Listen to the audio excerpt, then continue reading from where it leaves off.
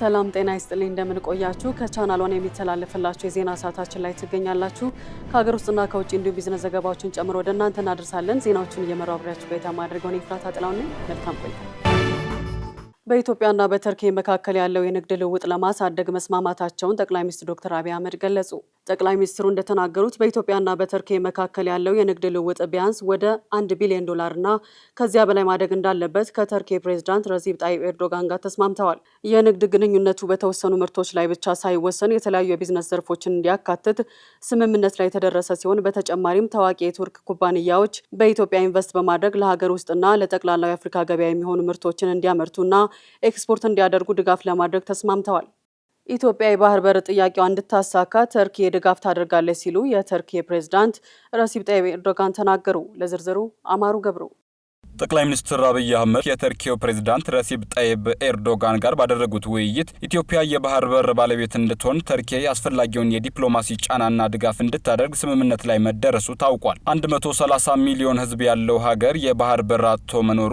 ኢፍታዊነት መሆኑን የገለጹት ጠቅላይ ሚኒስትሩ ኢትዮጵያ የመልክዓ ምድር እስረኛ ሆና መቆየቷ ሊያበቃ እንደሚገባም በአጽንኦት ተናግረዋል የስምምነት ኢትዮጵያ የባህር በር ጥያቄዋን በሰላማዊ መንገድ እንድታሳካ ትልቅ የዲፕሎማሲ አቅም የሚፈጥር ሲሆን ፕሬዝዳንት ኤርዶጋን በዚህ ረገድ ገንቢ ሚና እንዲጫወቱ ከመግባባት ላይ ተደርሷል የባህር በርና የሎጂስቲክስ አማራጭ ለሀገሪቱ ብልጽግና ወሳኝ መሆኑን ያነሱት ጠቅላይ ሚኒስትሩ የተርኪ መንግስት ለሚያሳየው አጋርነት ምስጋናቸውን አቅርበዋል ኢትዮ ቴሌኮም ከአፍሪካ ፋይናንስ ኮርፖሬሽን ጋር ፍሬያማ ስትራቴጂያዊ ውይይት አካሄደ የአፍሪካ ፋይናንስ ኮርፖሬሽን ፕሬዝዳንት ዋና ስራ አስፈጻሚ ሳማይላ ዙበይሩ ኢትዮ ቴሌኮም እያስመዘገበ ያለው እድገት ጉዞ የተቋሙ ጥንካሬና ባለራዕይ አመራር የሚደነቅ መሆኑን ተናግረዋል ለዝርዝሩ ማሌት ደመላሽ የኢትዮ ቴሌኮም ዋና ስራ አስፈጻሚ ፍሬው ታምሩ ከአፍሪካ ፋይናንስ ኮርፖሬሽን ፕሬዝዳንትና ዋና ስራ አስፈጻሚ ሳማይላ ዙባይሩ ጋር የኢትዮ ቴሌኮምን ቀጣዩ አድማስ ስትራቴጂ ተግባራዊ ለማድረግ የሚያስችል የግዙፍ የፋይናንስ አጋርነት እድሎችን ለመፍጠር ያለመ ውይይትን አድርገዋል። በውይይቱ ወቅት ዋና ስራ አስፈጻሚው ፍሬው ታምሩ ኢትዮ ቴሌኮም ከዚህ ቀደም የተገበራቸው ስትራቴጂዎች የተቋሙን ጠንካራ የመፈጸም አቅም በተግባር ያረጋገጡ መሆኑን አብራርተዋል። ኢትዮ ቴሌኮም ለዲጂታል ኢትዮጵያ 2025 ስትራቴጂ ስኬት የተጫወተው ሚና የጎላ መሆኑን ጠቅሰው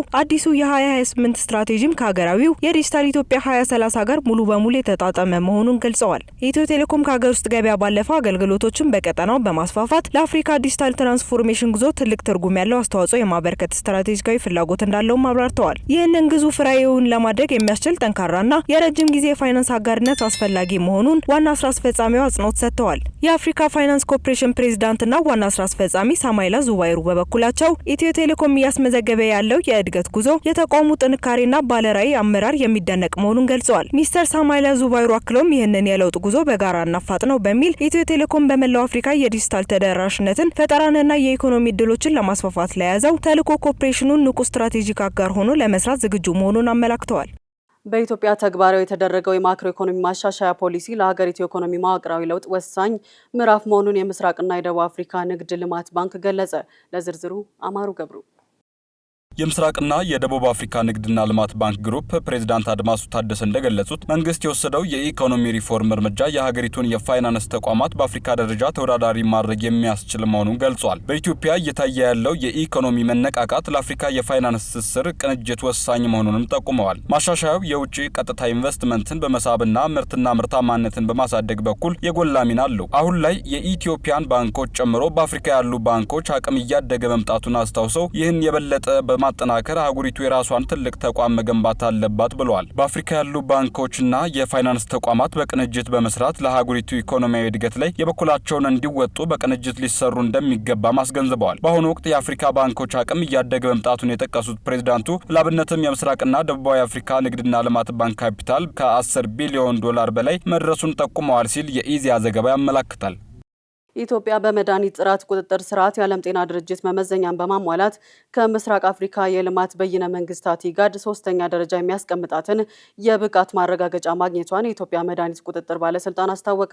ባለስልጣኑ እንደገለጸው ውጤቱ ኢትዮጵያን ከአፍሪካ 9ኛ ከምስራቅ አፍሪካ ደግሞ 3ኛ ደረጃ ላይ እንድትቀመጥ አድርጓታል። የባለስልጣን መስሪያ ቤቱ ዋና ዳይሬክተር ሂራን ገርባ እንደገለጹት የብቃት ደረጃ የተሰጠው በዋናነት በመድኃኒት አቅርቦትና ከውጭ የሚገቡ መድኃኒቶችን ጥራት በመፈተሽ በማረጋገጥ በኩል ለታየው ስኬት ነው። ውጤቱ በቁጥጥር ስርዓቱ ላይ የተደረጉ የህግ ማሻሻያዎችን፣ የዲጂታላይዜሽን ስራዎችንና የሰው ኃይል ልማትን ጨምሮ በዓለም ጤና ድርጅት የተቀመጡ 250 የተሳተፉበት የጋራ ስኬት መሆኑን ገልጸዋል። ውጤቱ በቁጥጥር ስርዓቱ ላይ የተደረጉ የህግ ማሻሻያዎችን፣ የዲጂታላይዜሽን ስራዎችንና የሰው ኃይል ልማትን ጨምሮ በዓለም ጤና ድርጅት የተቀመጡ 250 የተሳተፉበት የጋራ ስኬት መሆኑ ተገልጿል። ባለስልጣኑ ቀጣዩንና ከፍተኛውን የብቃት ደረጃ 4 ለማግኘት የሚያስችል ፍኖተ ካርታ አዘጋጅቶ ወደ ስራ መግባቱን አስታውቋል።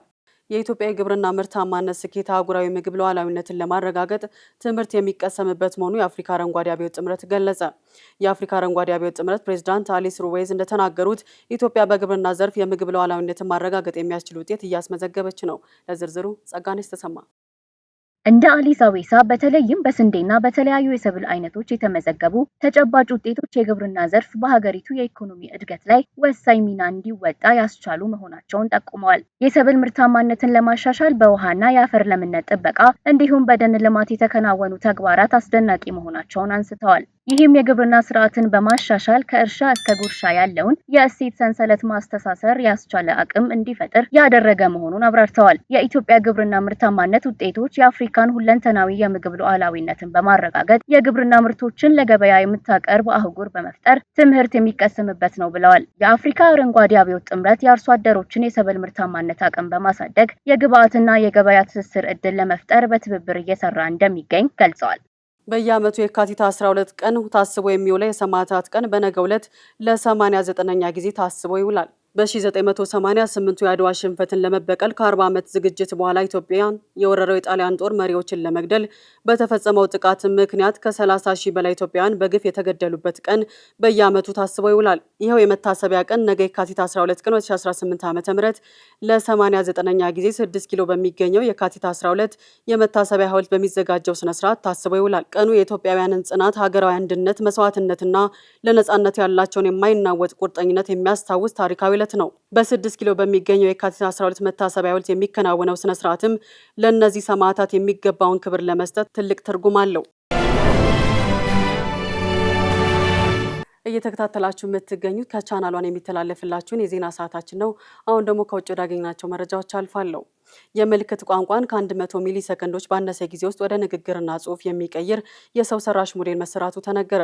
ከ10 በመቶ በላይ መስማት የማይችሉና የመስማት ችግር ያለባቸው ዜጎች ያሉት የአውሮፓ ህብረት ፕሮጀክቱን ደግፏል። አናውል ተስፋ ተጨማሪ አለው። ቶክሳይን የተሰኘው በናይጄሪያና ዩኬ መቀመጫውን ያደረገው የሰው ሰራሽ አስተውሎት የምርመራና ምርት ተቋም የአሜሪካን የምልክት ቋንቋ ከ100 ሚሊ ሰከንዶች ባነሰ ጊዜ ውስጥ ወደ ንግግርና ጽሑፍ የሚቀይር የምልክት ቋንቋ የትርጉም ሞዴል ይፋ አድርጓል። 250 የአሜሪካ የምልክት ቋንቋ ምልክቶችን ሞዴሉ እንደሚለይ ሲገለጽ የምልክት ቋንቋውን ወደ ጽሑፍና ንግግር ከመቀየር በተጨማሪ ጽሑፍና ድምጽንም ወደ ምልክት ቋንቋ መቀየር ይችላል። ሞዴሉ በአሁን ጊዜ ቃላትን ከመተርጎም ያለፈ አረፍተ ነገሮችን የመተርጎም ደረጃ ላይ እንዳልደረሰ ሲገለጽ ከአሜሪካ የምልክት ቋንቋ በተጨማሪ የሌሎች ቋንቋዎችን የምልክት ቋንቋ ለማካተትም እየተሰራ መሆኑ ተገልጿል። የዓለም የጤና ድርጅት በመላው ዓለም ከ430 ሚሊዮን በላይና እንዲሁም በአውሮፓ ከ10% በላይ ሰዎች መስማት የተሳናቸው እንደሆኑና 70 ሚሊዮን የሚሆኑት ደግሞ የምልክት ቋንቋን እንደ ዋነኛ መግባቢያ እንደሚጠቀሙ ሲገልጽ እንዲህ ያሉ ቴክኖሎጂዎች ሲኖሩ የመግባባት ችግር እንደሚቀረፍ ይጠበቃል። አንድ የ9 ዓመት ልጅ በእንግሊዝ የእግር ማራዘሚያ ቀዶ ጥገና የተደረገለት የመጀመሪያው ሰው ሆኗል። ይህ አሰራር 3 ሴንቲሜትር እንዲጨምርና እንደ ማንኛውም ልጅ እንዲሮጥ አስችሎታል ሲሉ ቤተሰቦቹ ተደምጠዋል። ሊዲያ ዝናቡ ተጨማሪ አላት። በእንግሊዝ ኖርዛምፕተን ውስጥ የተወለደው አልፊ ፊሊፕስ የተሰኘው የ9 ዓመቱ ታዳጊ መደበኛ ባልሆነና ባልተለመደ ፋይቡላር ሄሚሜሊያ የተሰኘ የጤና ችግር ጋር የተወለደ ሲሆን ይህም የታዳጊውን የቀኝ እግር ከግራው በ1 ኢንች ያነሰ እንዲሆን አድርጎታል። ታዲያ ለዚህ ታዳጊ የተደረገለት በእንግሊዝ የመጀመሪያው ሕክምና ስኬታማና ጥንቃቄ የተሞላበት ነበር። በሊቨርፑል አልደርሄ የህፃናት ሆስፒታል የሚገኙ የቀዶ ጥገና ሐኪሞች የታዳጊው የአጥንት እድገት እንዳይጎዳ በውስጠኛው ክፍል ሳይሆን በጭኑ ውጫዊ የአጥንት ክፍል ላይ ማግኔታዊ ቁጥጥር የሚደረግበት የቴሌስኮፕ ሚስማር ተከሉ። አዲስ የአጥንት እድገትንም ለማበረታታት ከጊዜ ወደ ጊዜ ቦታውን እንዲለቅ ተደርጓል። ይህም በስቃይ የተሞላውን የውጫዊ ማስተካከያ አስፈላጊነት የሚያስቀር ነው። ህክምናው ከተደረገለት ዓመት የሞላው አልፌ የቅርጫት ኳስና ትራምፖሊን መጫወት በመቻሉ ህክምናው ትልቅ ለውጥ እንዳመጣለት ተናግሯል። ዘገባው የቢቢሲ ነው። በእንግሊዝና ዌልስ የሚገኙ ከ170 ሺህ የሚበልጡ ተማሪዎች ከኮቪድ ወቅት የትምህርት አሰጣጥ ጋር በተያያዘ በ36 ዩኒቨርሲቲዎች ላይ ክስ መሰረቱ። አናውል ተስፋ ተጨማሪ አለው። ተማሪዎቹ ክፍያ የፈጸሙት በአካል ተገኝተው ለመማርና እንደ ላይብረሪ ያሉ መሰረተ ልማቶችን ለመጠቀም ነበር ያሉት የተማሪዎቹ ጠበቆች፣ በኮቪድ ወቅት ግን ትምህርት በበይነ መረብ ይሰጥ ስለነበረ የከፈሉበትን አገልግሎት አላገኙም በማለት እያንዳንዱ ተማሪ እስከ 5000 ፓውንድ ካሳ ሊከፈለው ይገባል ብለዋል። በበይነ መረብ የሚሰጡ የዲግሪ ትምህርቶች ክፍያ ከተለመደው የትምህርት አሰጣጥ ክፍያ ከ25 እስከ 50% እንደሚያንስ ያነሱት ጠበቆቹ ተማሪዎቹ ላልተገለገሉበት ነገር በወቅቱ ከፍለዋል፣ ካሳ ይገባቸዋል ብለዋል። በክሱም እንደ ማንቸስተር፣ ኒውካስትል፣ በርሚንግሃም፣ ዩሮክ እና ለንደን የኢኮኖሚክስ እና የፖለቲካል ትምህርት ቤት ያሉ ዝነኛ ዩኒቨርሲቲዎች ሲካተቱ ሌሎች ተማሪዎችም በተመሳሳይ ጥያቄ ይዘው ከመጡ ሌሎች ዩኒቨርሲቲዎች በክሱ ሊካተቱ ይችላሉ ተብሏል። ከ140 በላይ ተቋማትን በስሩ ያቀፈው የዩኬ ዩኒቨርሲቲ ተቋሙ በወቅቱ ዩኒቨርሲቲዎች የመንግስትን መመሪያ በመከተል ተማሪዎችን ዲግሪያቸውን እንዲጨርሱ አድርገዋል ሲል ፍርድ ቤቱ ጉዳዩን ከቀጣይ ሳምንት ጀምሮ መስማት እንደሚጀምር ተገልጿል። ስለ መልክ ወይም ስለ ቁመና አብዝቶ መጨነቅ፣ ለመለወጥ መሞከር ወይም የሆነን የሰውነት አካል አብዝቶ መጥላት ሙያዊ እገዛ የሚያስፈልገው የአእምሮ ችግር እንደሆነ የስነ ልቦና ባለሙያዎች ተናገሩ። ሄሮዳዊት ንጉሴ ዝርዝር አላት። ብዙ ሰዎች በመልካቸው ላይ ያላቸው ጭንቀት የዕለት ተዕለት ኑሯቸውን፣ ስራቸውንና ማህበራዊ ግንኙነታቸውን እንደሚያስተጓጉል ይስተዋላል። ስለ መልክ ወይም ቁመና ከመጠን በላይ መጨነቅ፣ አንድ የሰውነት አካልን መጥላት ወይም ለመቀየር በተደጋጋሚ መሞከር ቀላል የራስ መተማመን እጥረት ብቻ ሳይሆን ከባድ የአእምሮ ችግር ሊሆን እንደሚችል ባለሙያዎች ያስጠነቅቃሉ። የሰውነት መልክ ግምት መዛባት ወይም ቦዲ ዲስሞርፊክ ዲስኦርደር የተባለው ይህ የአእምሮ ችግር ግለሰቦች ሌሎች ሰዎች ሊያስተውሉት የማይችሉትን ወይም አነስተኛ የሆኑ የመልክ ጉድለቶችን በከፍተኛ መጠን ትኩረት እንዲሰጡት ያደርጋል። በሎንደን ኪንግስ ኮሌጅ የአእምሮ ሕክምና ባለሙያ ዶክተር ዴቪድ ቬይል ይህ ህመም ሰዎችን በመስታወት ፊት ረጅም ሰዓት እንዲቆዩ፣ መልካቸውን ደጋግመው እንዲመረምሩና ማህበራዊ ህይወትን እንዲርቁ ያደርጋል ሲሉ ለቢቢሲ ገልጸዋል። እንዲሁም በቦዲ ዲስሞርፊክ ዲስኦርደር ፋውንዴሽን ክሊኒካል አማካሪ የሆኑት ዶክተር ሮብ ዊልሰን ይህ ህመም የራስን መውደድ ጉዳይ ብቻ ሳይሆን ራስን እስከ ማጥፋት ሊያደርስ የሚችል ከባድ የአእምሮ ችግር ነው ሲሉ ተናግረዋል። ባለሙያዎች ይህ ችግር በራስ ብቻ የሚፈታ አይደለም፣ የስነ ልቦና፣ የንግግርና አንዳንድ ጊዜ ደግሞ የመድኃኒት ህክምና እንደሚያስፈልገው ለቢቢሲ ጠቅሰዋል። ስለ መልክ ከመጠን በላይ ጭንቀት ሲኖር ዝም ብሎ መቆየት ሳይሆን የሙያ እገዛ መፈለግም ጠቃሚ የጤና እርምጃ ነው።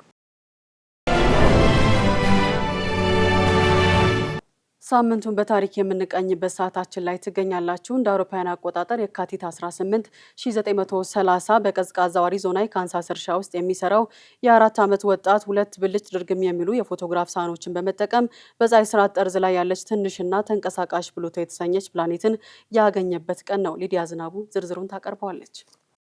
በዛሬው ሳምንቱን በታሪክ ውስጥ በህዋ ላይ ከሚገኙ ድንቅ ፕላኔቶች መሃል አንዱ የሆነው የፕሉቶን መገኘት እንቃኛለን። ፕሉቶ የተሰኘችውን ፕላኔት በመፈለግ ሂደት ውስጥ ፕላኔት ኤክስ በሚል ሀሰሳ የተጀመረው በፔርቪ ካሎዌል ሲሆን የዚህም ፕላኔት ህልውናም በኡራነስና ኔፕቱን ፕላኔቶች ላይ ከሚታዩ ጉድለቶች በመነሳት ነው ያረጋገጠው። ከ10 ዓመታት በላይ በሎዌል ያልተሳኩ ፍለጋዎች ከተደረጉ በኋላ ተልእኮው እንደ ኤሮፓያኑ አቆጣጠር በ1929 ዳግም በአሪዞና ቀጠለ። በአሪዞና እርሻ ውስጥ የሚሰራው ቶም ባፍ የተሰኘው የ24 ዓመቱ ወጣት ሁለት ብልጭ ድርግም የሚሉ የፎቶግራፍ ሰሃኖችን በመጠቀም ትንሽ ነገር ማግኘት ችሏል። በመሆኑም እንደ ኤሮፓያኑ አቆጣጠር የካቲት 18 በ1930 በወጣቱ ተመራማሪ ቶም ባፍ የተገኘው ይህ ግኝት በሌሎችም ተመራማሪዎች ተጠንቶ ከተረጋገጠ በኋላ እንደ ኤሮፓያኑ አቆጣጠር በመጋቢት 13 በይፋ ፕላኔት ሆኖ ተመዝግቧል። ፕሉቶ በ9ኛው ፕላኔትነት የተመዘገበ ቢሆንም በኋላ ላይ ግን ጨረቃው ቻሮን ከተገኘና የስነ ፈለግ አረዳድ ላይ ማሻሻያዎች ከተደረጉ በኋላ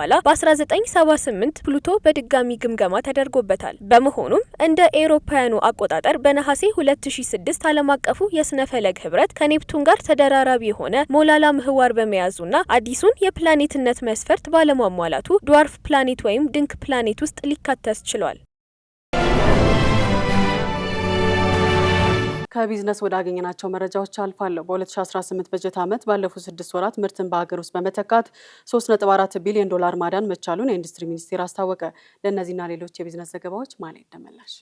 የ2018 በጀት ዓመት የኢትዮጵያ ታምርት ኤክስፖ የማስጀመሪያ መርሃ ግብር ተካሂዷል። በማስጀመሪያ መርሃ ግብሩ ላይ የኢንዱስትሪ ሚኒስትር መላኩ አለበለ እንደገለጹት መንግስት ለዘርፉ በሰጠው ትኩረትና ብሔራዊ የማኑፋክቸሪንግ ኢንዱስትሪ ካውንስልን መቋቋም አበረታች ውጤትን አስመዝግቧል። በዚህም በ2014 ዓ.ም 46 በመቶ የነበረው የማምረት አቅም በተያዘው በጀት ዓመት 6 ወራት ውስጥ ወደ 66.3 በመቶ ማደጉን ገልጸዋል። ኤክስፖ የኢትዮጵያ ታምርት ንቅናቄ የገበያ ተደራሽነትን የማስፋት የውጭ ኢንቨስትመንቶችና ቴክኖሎጂዎች ወደ ኢትዮጵያ ማኑፋክቸሪንግ ዘርፍ የመሳብ አምራቾችና የፋይናንስ ተቋማትን ጨምሮ በኢንዱስትሪ ውስጥ ባሉ ባለድርሻ አካላት መካከል ያለውን ትብብር ለማጠናከር ዓላማ ያደረገ እንደሆነ ተጠቁሟል።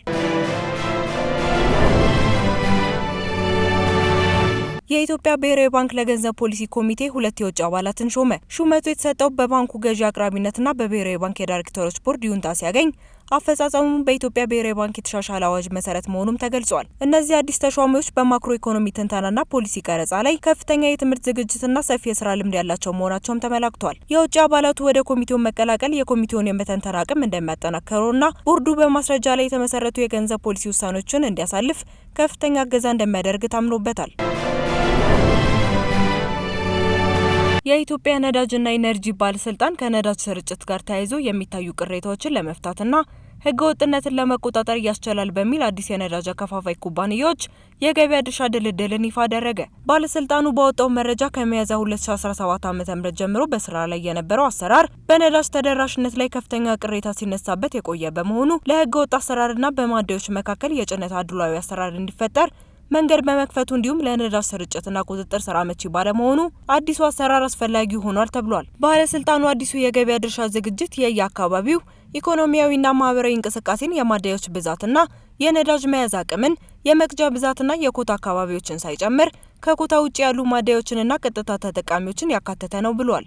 ይህ አዲስ የገበያ ድርሻ ድልድል ከየካቲት 11 ቀን 2018 ዓ.ም ጀምሮ በተሟላ ሁኔታ ተግባራዊ መደረግ እንደሚጀምርም አክሏል። የነዳጅ አከፋፋይ ኩባንያዎች ለእያንዳንዱ ማደያ በተቀመጠው መስፈርትና በተደለደለው መጠን መሰረት የጭነት ፕሮግራም በማውጣት እንዲያሰራጩም በጥብቅ አሳስቧል። ይህ አሰራር በነዳጅ ማደያዎች አካባቢ የሚታየውን ሰልፍና ነዳጅ የመደበቅ ተግባር ይገታልም ተብሎ ይጠበቃል። የጀርመኑ ግዙፍ የኬሚካል ኩባንያ ባውን ራውንዳፕ የተሰኘው አረም ማጥፊያ ካንሰር ያስከትላል በሚል የቀረቡበትን በሺዎች የሚቆጠሩ የቆዩ ክሶች ለመቋጨት የ7.25 ቢሊዮን ዶላር የካሳ ክፍያ ስምምነትን አቀረበ። ይህ ስምምነት ራውንዳፕ የተሰኘው አረም ማጥፊያ ኖን ሆጂኪን ሊፎማ ለተባለ የደም ካንሰር ዳርጎናል በሚል በ10 ሺዎች የሚቆጠሩ ሰዎችን የቆየ ክስ ለመቋጨት ያለመ ነው። ክፍያው በሚቀጥሉት 20 ዓመታት ውስጥ ለተጎጂዎች የሚከፋፈል ሲሆን በአማካኝ አንድ የግብርና ሰራተኛ እስከ $165,000 ሊያገኝ እንደሚችልም ተገልጿል። ባየር የአውሮፓውያን አቆጣጠር በ2018 ሞንታንሶር በ63 ቢሊዮን ዶላር ከገዛ በኋላ አጠቃላይ ለካሳ ክፍያ የመደበው በጀት ወደ 13.9 ቢሊዮን ዶላር ከፍ ማለቱ የኩባንያውን የፋይናንስ አቅም እየፈተነው ይገኛል ሲል የቢቢሲ መረጃ አትቷል። ሉፍታንዛ ግሩፕና ኤር ኢንዲያንስ በዓለም አቀፍ ደረጃ በረራዎቻቸውን ለማቀናጀትና የንግድ ስራቸውን በጋራ ለማከናወን የሚያስችል ሁሉን አቀፍ ስምምነት መፈራረማቸውን ይፋ አደረጉ። ይህ ስምምነት ሁለቱ አየር መንገዶች በህንድና በአውሮፓ መካከል ያለውን የበረራ መረብ በማጣመር በመካከለኛው ምስራቅ አየር መንገዶች የሚመራውን የቀጠናውን የበላይነት ለመፎካከር የሚያስችላቸውን ስትራቴጂካዊ ጥምረት እንደሚፈጥር ተመላክቷል። በስምምነቱ መሰረት ከ145 በላይ መዳረሻዎች የሚቀናጁ ሲሆን ይህም መንገደኞች በጀርመን፣ ስዊዘርላንድና ጣሊያን በኩል ወደ ህንድ ሲጓዙ የነበረባቸውን የጥበቃ ጊዜ በእጅጉ ይቀንሰዋል። ይህ ጥረት በዓለም አቀፍ በፍጥነት እያደገ ያለውን የህንድ አቪዬሽን ገበያን ለመቆጣጠርና እንደ ኤምሬትስና ኳታር ኤርዌይስ ያሉ የመካከለኛው ምስራቅ ተፎካካሪዎች የሚመጣውን ጫና ለመቋቋም የታለመ ስትራቴጂ ነው። መረጃው ያናዶሉ ነው።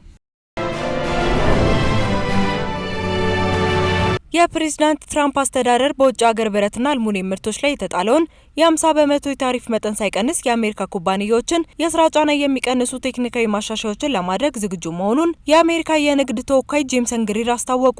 ይህ እርምጃ ኩባንያዎች ታሪፉን ለማስላት የሚጠፋባቸውን ጊዜና ወጪ ለመቀነስ እንዲሁም ታሪፉ የሚመለከታቸውን ተረፈ ምርቶች ዝርዝር ለማጥበብ ያለመ ነው ተብሏል። በተጨማሪም መንግስት ታሪፉ የሚመለከታቸውን ከብረትና ከአልሙኒየም የሚሰሩ ተረፈ ምርቶችን ዝርዝር ለማጥበብ እያጠና ሲሆን ይህም በአውቶሞቢልና በኮንስትራክሽን ዘርፍ ላሉ ኩባንያዎች እፎይታ ሊሰጥ ይችላል። እንደ አናዶሉ መረጃ የታሪፍ መጠኑ እንደማይነሳ ተወካዩ ገልጸው እርምጃው የሀገር ውስጥ ብረት አምራቾችን ለማበረታታት ውጤታማ መሆኑን በድጋሚ አረጋግጠዋል።